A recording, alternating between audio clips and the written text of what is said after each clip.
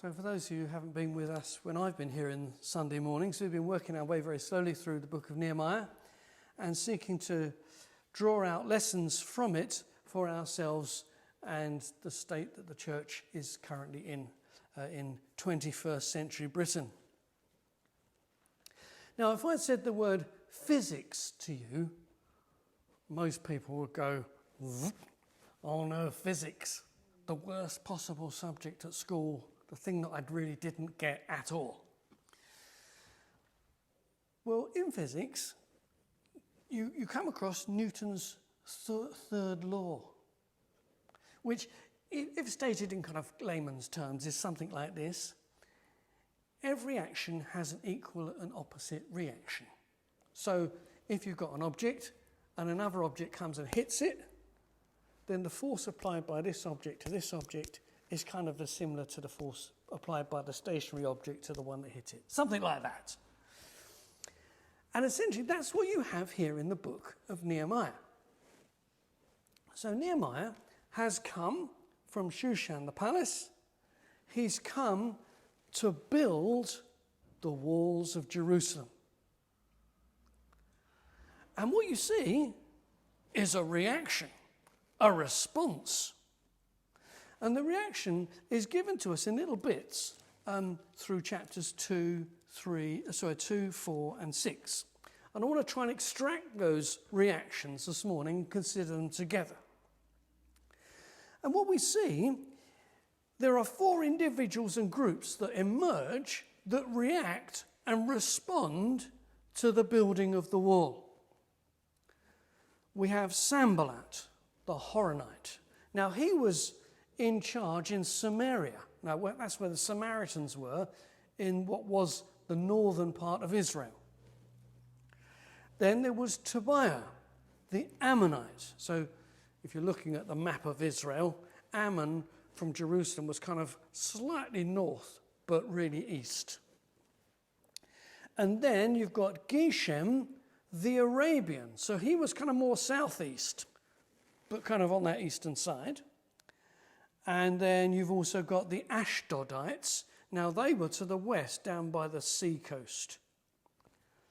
Now, who are these people? Well, these people are their neighbours. They're neighbours. And these are the people that react to the building of the wall.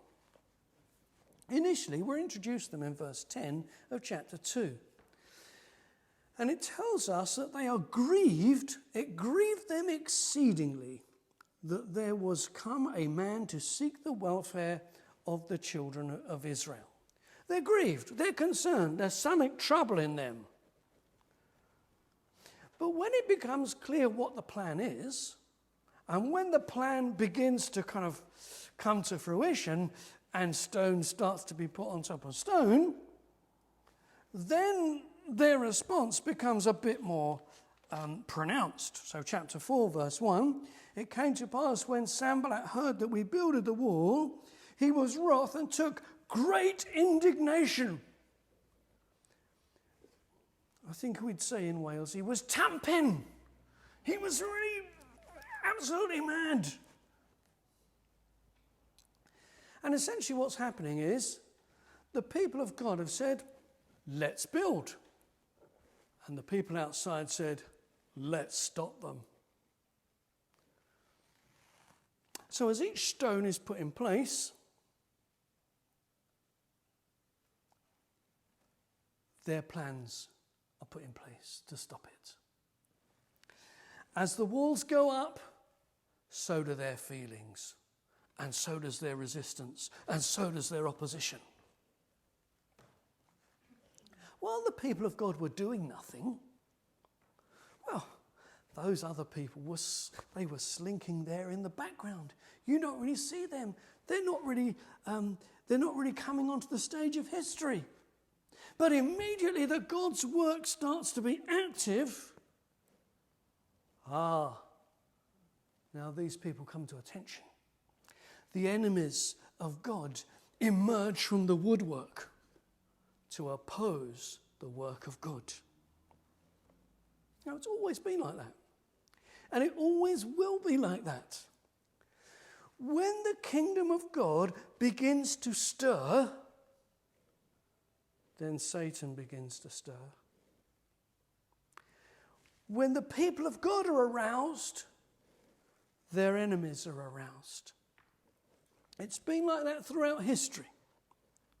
We know, don't we, that when Jesus, the Son of God, came down from heaven to earth, Satan was aroused. We see a period in the Gospels of great demonic activity and opposition to Jesus. We see it in the book of Acts. As the church begins to build and to grow, well, then the opposition begins to build and to grow. And Paul says that this is a pattern that you should expect to see. He puts it like this: all that will live godly in Christ Jesus shall suffer persecution. That's how it is. You can't avoid it. And it's true for us. If we as a congregation say, arise, let's build, let's begin to expand the work of God, the enemy will say, arise, let's stop them. Let's stop them. And you can see how it works out. You know, our brother Alan comes and he puts up some gospel posters outside. And somebody from Draharis says, let's stop him. So they pull them down. That's it. That's exactly the same thing. Should this concern us? Well, I think the reality is being forewarned is forearmed. We kind of know what to expect. And if we know how the enemy will react, then we're kind of at a bit of an advantage. We already know what's going to happen, or have got some idea. Now, I want to approach this subject this morning by asking 4 questions about the reaction of the enemy without. Okay, so first question, what methods did the enemy employ? Second question, what was the objective of the enemy? Third question, what was the motivation of the enemy? And fourth question, how can such enemies be overcome? That's kind of the route map for this morning. So firstly, what methods did the enemy employ? Well, essentially, in these various verses in chapters 2, 4 and 6, there are 4 different approaches that they use. The first of them is scorn. They scorn the work. They pour scorn on it. So take, for example, chapter 2, verse 19. When Sanballat the Horonite and Tobiah the servant, the Ammonite, and Geshem the Arabian heard it, they laughed us to scorn and despised us and said, what is this thing that ye do? Will ye rebel against the king? And what are they doing? Well, they're laughing. They're laughing. And that's usually the first response of the world outside to the church beginning to grow. They start laughing at it. And they start misinterpreting what it is that the people of God do. They say, well, look at these Jews. They're rebelling against the king. Well, no, they weren't. The king had told them to do it. And so what they're doing is they're turning good into bad. They're calling good bad and laughing at it. Now, of course, this had historic edge because this was exactly the same strategy that had been employed in Ezra to stop the building of the temple. First of all, scorn. But that scorn then develops into a more kind of generic form of mockery. So in chapter 4, we see when Sanballat heard that we builded the wall, he was wroth and took great indignation and mocked the Jews. The scene is that he's there outside Jerusalem, looking on as the people of God are putting one stone on another. And he's surrounded by his army from Samaria and by his mates. And they're making their wisecracks. They're laughing at what's going on. Now, you have to understand that the people from Samaria, they were pretty miffed about what was going on because they thought they were the worshippers of Jehovah. And they had offered to help in the rebuilding of the temple back in Ezra, and their help had been refused. And so these are pretty angry about what's going on.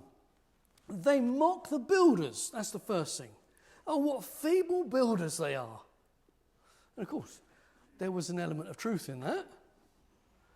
And then they mock what they're attempting to do. They say, well, what are you going to do? Are you going to fortify the city? You're having a laugh. And then, well, are you going to start religious sacrifices again? Now, and your enthusiasm, look at you, you're working like blue bottles. Look at us, you're buzzing around. Are you going to finish this in a day? They're really kind of pouring scorn and laughing at the whole thing. And what's more, look at the materials you're using. You're pulling stones out of the rubble. You really think that's the best thing to do?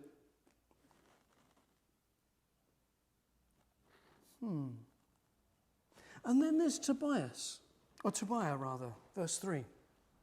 Tobiah the Ammonite. He says, look, even if a fox went up and pushed this wall, it would fall down. What a useless bit of building this is. Now, Lamentations tells us that once the city had been destroyed, it was filled with foxes. So this kind of has there's a truthfulness about this, a kind of like an edginess to what they're saying. And you can imagine it, can't you? The witty, ribald, laughing, cheering, jeering, everyone trying to sort of outwit their friends in saying the most ridiculous and getting the biggest laugh. That's what it's all about. There's a boldness to outdo each other.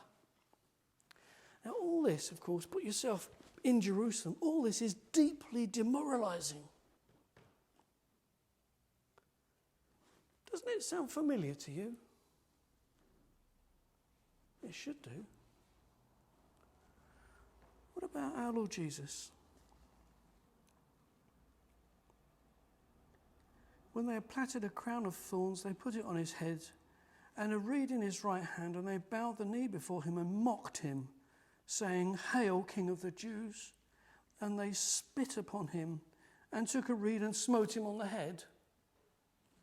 And then they that passed by when he's on the cross, they reviled him, wagging their heads and saying, "Thou that destroyest the temple and buildest it in 3 days, save thyself. If thou be the Son of God, come down from the cross." Likewise also the chief priests mocked him with the scribes and elders and said, "He saved others, himself he cannot save. If he be the King of Israel, let him now come down from the cross and we will believe him. He trusted in God. Let him deliver him now if he will have him." Same thing. Mocking, mocking, mocking. Now, just as a little aside here, notice what the people were doing. They were building the wall with the old stones. And if we start building the church of God with the old stones of total depravity, of unconditional election, of limited atonement, of irresistible grace, and of the perseverance of the saints, we will be mocked. They will laugh at us that we're using the old stones. Jerusalem will only be built with the old stones. But listen, if they mock Jesus, they'll mock you. And don't be surprised if when you start attempting something for Jesus, you are mocked. What did our Lord Jesus say to you? He said this: "It is enough for the disciple that he be as his master, and the servant as his Lord. If they have called the master of the house Beelzebub, how much more shall they call them of his household? If they called Jesus those names, what are they going to call you? Don't be surprised. Jesus has warned you. But these people here in Nehemiah, they don't stop at the subtle attempts to oppose the work. This subtle approach that they take, well, it's not that subtle, but it's pretty subtle, it doesn't really work in terms of stopping the progress. And so when they see that the wall is kind of connected up, it's all joined together at the ground level, well, then they decide, actually, we need to do something stronger than this. If we're going to stop this, we really need to take some stronger action. And so there's a threat of violence. And the threat of violence is there in verse 7 and 8. It came to pass that when Sanballat and Tobiah and the Arabians and the Ammonites and the Ashdodites heard that the walls of Jerusalem were made up and that the breaches began to be stopped, so in other words, it was beginning to be a complete circle, a complete ring of steel, they conspired all of them together to come and to fight against Jerusalem and to hinder it. They would stop it by force. If they can't stop it by fun, they'll stop it by force. And that violence turned personal in chapter 6, because we see in chapter 6, verse 2, that they conspired to either capture or kill Nehemiah. Sanballat and Geshem sent unto me, saying, come, let us meet together in one of the villages in the plain of Ono. But they thought to do me mischief. They were going to trap him. They were going to ensnare him. But they backed up this violence, this threat of violence, with blackmail. And that's later on in chapter 6. Then Sanballat sent his servant unto me in like manner the 5th time with an open letter. So this is something for everybody to read. Wherein was written, it is reported among the heathen, and Gashmu saith it, that thou and the Jews think to rebel, for which cause thou buildest the wall, that thou mayest be their king, according to these words. And thou hast also appointed prophets, listen to this, to preach of thee in Jerusalem, saying, there is a king in Judah. And now shall it be reported to the king according to these words. Say, look, you're setting yourself up as a king. And you've got these prophets that are saying there's going to be a king in Judah. And that's you. Really? You can see what they're doing. They're twisting and distorting what was going on in Jerusalem in order to make it look awful for Nehemiah. And you can see too how they're using such a variety of different methods, graded methods. And if one doesn't work, well, they'll turn to another. It's a bit like Jesus facing the temptations. He faces a whole range of different temptations. The Bible tells us he was tempted at all points, like as we are. Listen, there's a lesson here. If we overcome one particular threat, don't deceive yourself to think that's the end. It's almost certainly not. There'll be another attack from a different direction in a completely different guise. So they begin to work. They begin to build, and immediately their enemies begin to oppose them with different methods. Now, what was the objective of the enemy? Why were they doing this? What were they trying to achieve? Well, certainly, I don't know if you've ever been on the receiving end of a load of mockery and scorn. It's deeply unpleasant. It's demoralizing, it's hurtful, and it kind of takes the edge off your keenness. And if the person who's mocking you is trying to say something about you and something else, or you and somebody else, what that does is it drives a wedge between you and that other person or thing. And here they're trying to drive a wedge between the people and the work. Trying to distance the people from the work that they've set themselves to do. And it's always been the same. Now, the term Christian, as was first used, was a term of mockery. And the idea was that they would drive a wedge between those believers in Antioch and Christ. Let's try and drive a wedge between the two. And then in the 1700s, you had the Methodist revival. And the word Methodist, well, that was a term of mockery. The idea was to try and drive a wedge between these people of God and the holiness that they were espousing. And then in the period of Whitefield, you have the term enthusiast, which was a term of mockery. And the idea was that for enthusiastic preachers like Howell Harris, the idea was to try and undermine them and to drive a wedge between them and their zeal for the Lord. The idea is to try and make them back down, to try and make them feel that, well, maybe I'm being a bit unreasonable. Maybe I'm being a little bit over the top. Maybe I shouldn't really be pursuing this with quite the same enthusiasm. And then there's the blackmail that we saw in chapter 6. And the idea of the blackmail is, well, it's to weaken their resolve, to make them afraid, to try and drive them into a place where they kind of become paralysed in the work. So they can't go forward anymore. And the violence, well, the threat of violence is essentially to distract their attention. It openly says, to hinder them. Create confusion.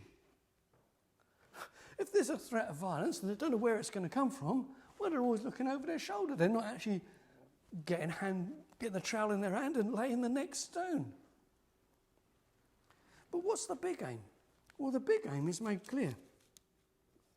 In chapter 4, verse 11, our adversaries said, they shall not know, neither see, till we come in the midst of them, among them, and slay them.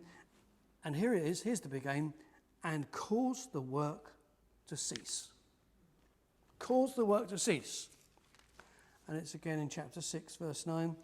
For they made us afraid, saying, their hand shall be weakened from the work, that it be not done. They wanted to put the work to an end. They wanted to stop it. And Nehemiah is fully aware of that. He knows exactly what they're about. Chapter 6, verse 3, I sent messengers saying to them, I am doing a great work, so I cannot come down. Why should the work cease? I'm not stopping this. Why should I stop it? But they're desperate to achieve their aims. They're even willing to threaten to kill Nehemiah and to risk the anger of King Artaxerxes. And the reality is they were fully aware that Nehemiah came with a royal commission because he tells them in chapter 2.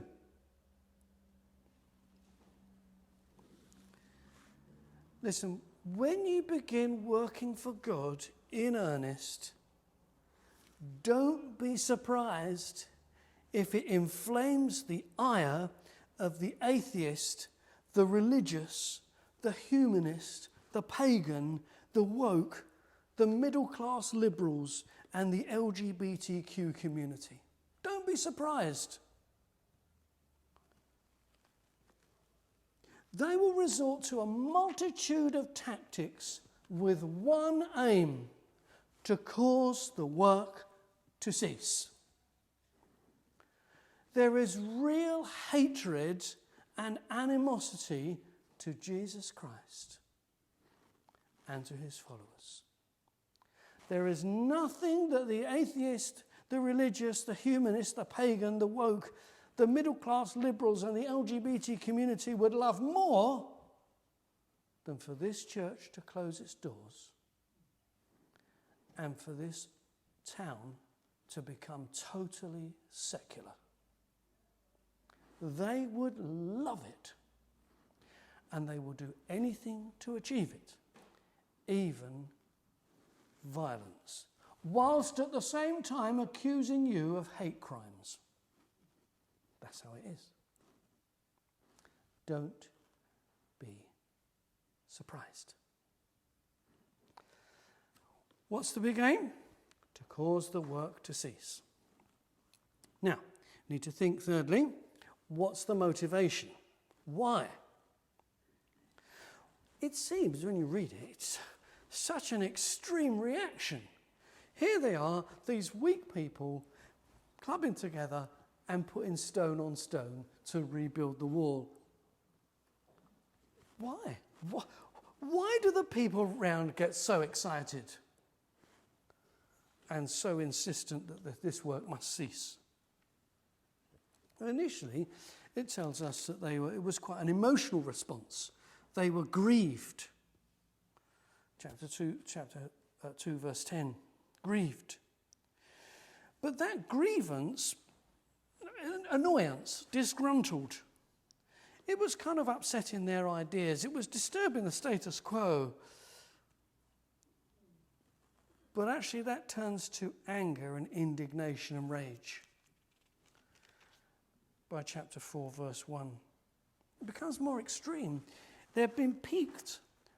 What's the problem? The problem is not something superficial. The problem is something deep. At its heart, the problem is spiritual. And you can see that from Nehemiah's responses to it. See him in chapter 2, verse 20. I answered them, that's Sanballat, Tobiah and Geshem, I answered them and said unto them, the God of heaven, he will prosper us. This is about God.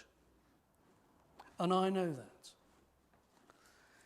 In chapter 4, verse 5, he accuses them of provoking God. What's he saying?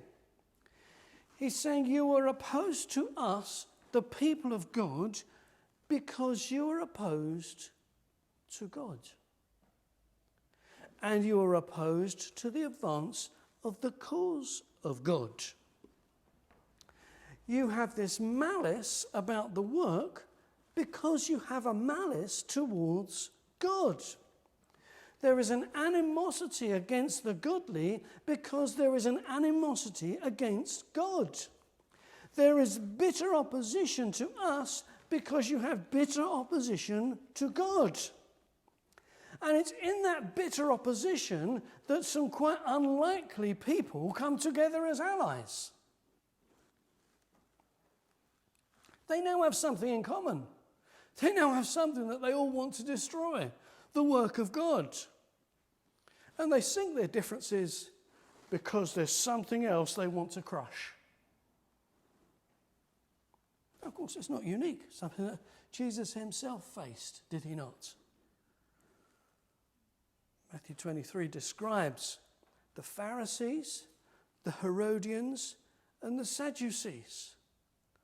They were very different, poles apart theologically. They came together, what for? To trap and destroy Jesus. And then in Luke 23, we find that Herod and Pilate, who politically were poles apart, they were brought together in the trial and destruction of Jesus. And if Jesus, don't be surprised if the same happens to us. Tell me, have you experienced opposition to your work as a Christian? Do you expect opposition? I think the problem is we kind of get super surprised when it happens, when we shouldn't. But I think realizing the key, realizing that what is at the back of this opposition is actually key to responding to it in the right way. When we understand that opposition that comes to us as Christians is actually opposition to God, it helps us to interpret what happens correctly, it helps us to react to it correctly, and it helps us to overcome it correctly. So I think that's important. What's the motivation? Opposition to God. So how do we overcome? Lastly, I think it's important to state at the start that when we face opposition, which we do, it's important that we don't respond in the wrong way.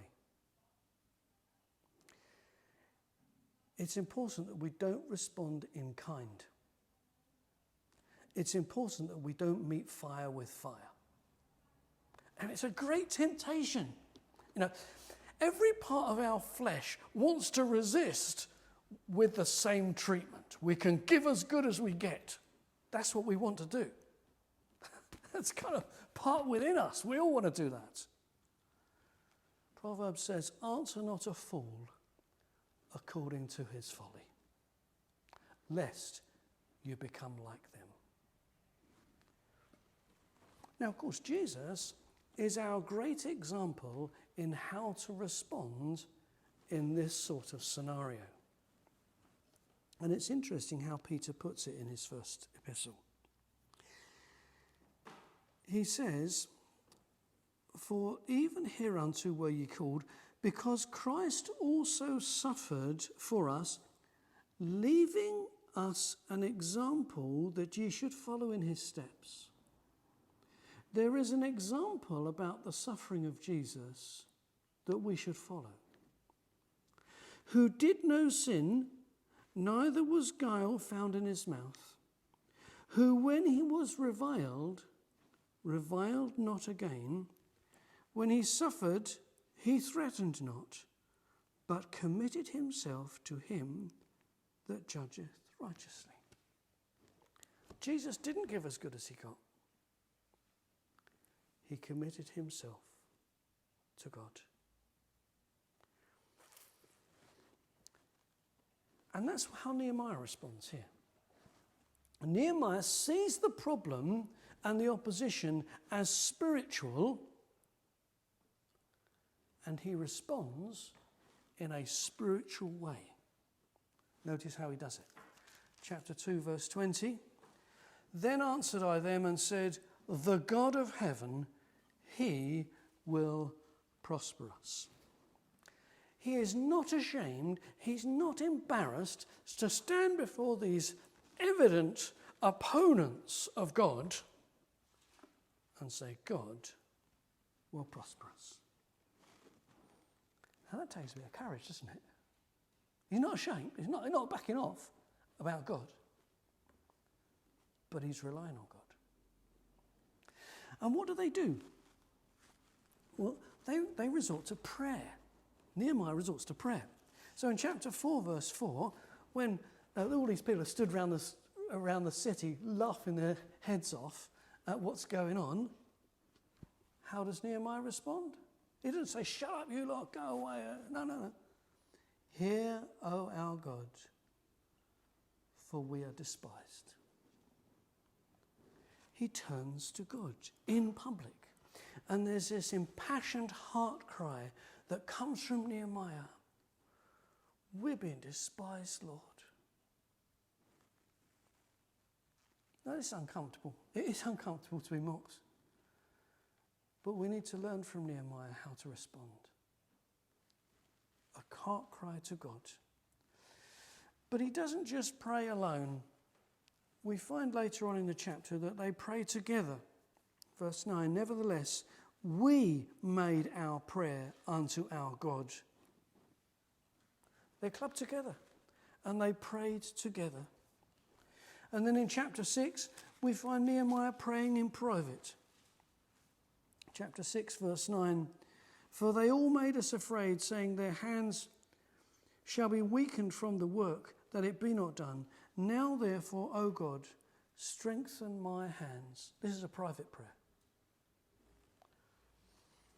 And when we face opposition, it should drive us to prayer, as it did in the New Testament. When the people in Acts faced opposition, what happened? They withdrew into their company and they prayed and they said, Lord, give us boldness. And the place shook and the Spirit came on them and they went out with boldness. Tell me, do you pray? Do you pray when you're mocked? Is that your heart's reaction? Is that the first thing you do? Listen, my friend, cast all your cares upon the Lord, for he cares. He cares for you. There's an open invitation when you face opposition for being a Christian to come to the Lord with all those burdens, all those troubles, all those anxieties. Just share them with the Lord. Say, Lord, you can see, you know, I'm sharing it with you.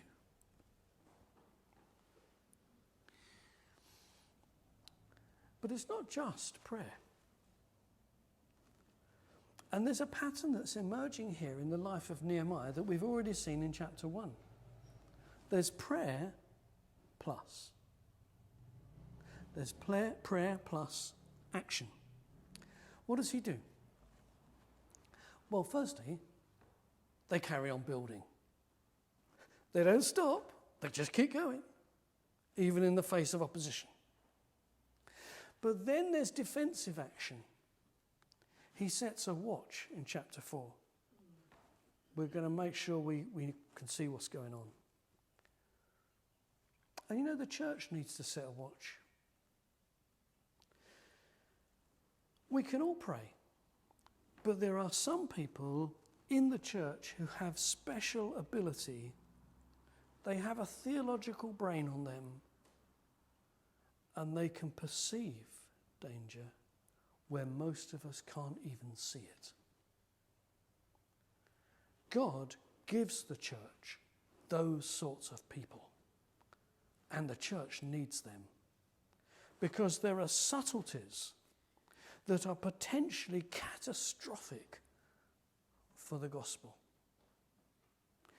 And we need such people in the church who are essentially the watch. But then what he does is he arms the people.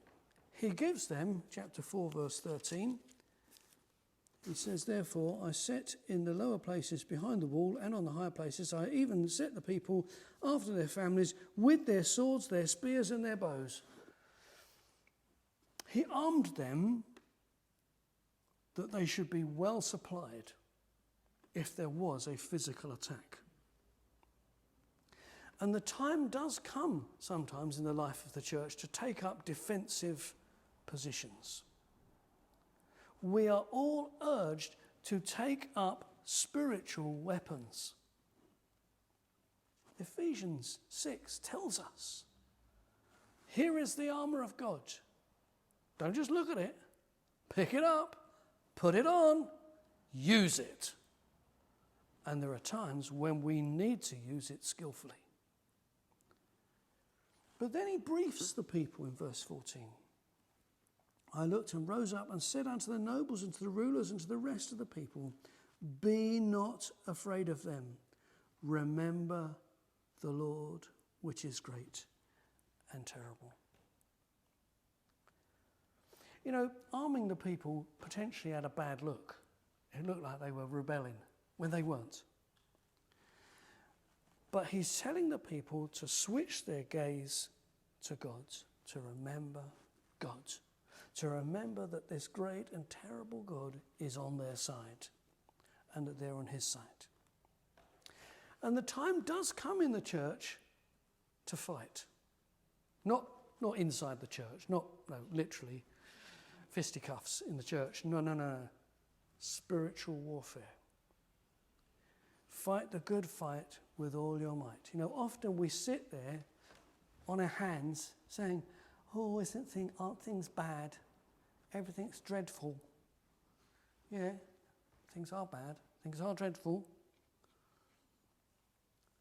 But don't surrender. Don't give in. We can see things around us faltering and sinking. We don't like fighting. It kind of goes against the grain of our personalities and our souls. We don't like doing it, especially when we're getting towards the end of our spiritual pilgrimage. We kind of want to put our feet up. But if we're going to win the crown, if we're going to win the prize,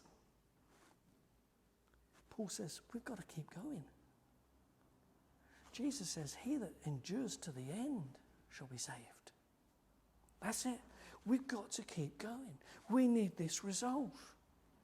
The enemy isn't going to give up. He's not going to go away without a fight. He'll come at us again and again and again. We must persist. We must resist. We must endure. And let's close with the words of Jesus. To him that, just catch this. This is amazing. It's mind-blowing. To him that overcometh, will I grant to sit with me in my throne, even as I also overcame and am set down with my Father in his throne. Can you get your head around that? Jesus is saying, come on, keep going, come with me, follow me, be on my side. And when you overcome, you'll sit down with me. Won't that be a great thing, to sit down with Jesus, even as he is sat down with his Father in heaven? Well, may God help us and give us courage and strength and spiritual perception to live the life, to fight the fight as we ought to do.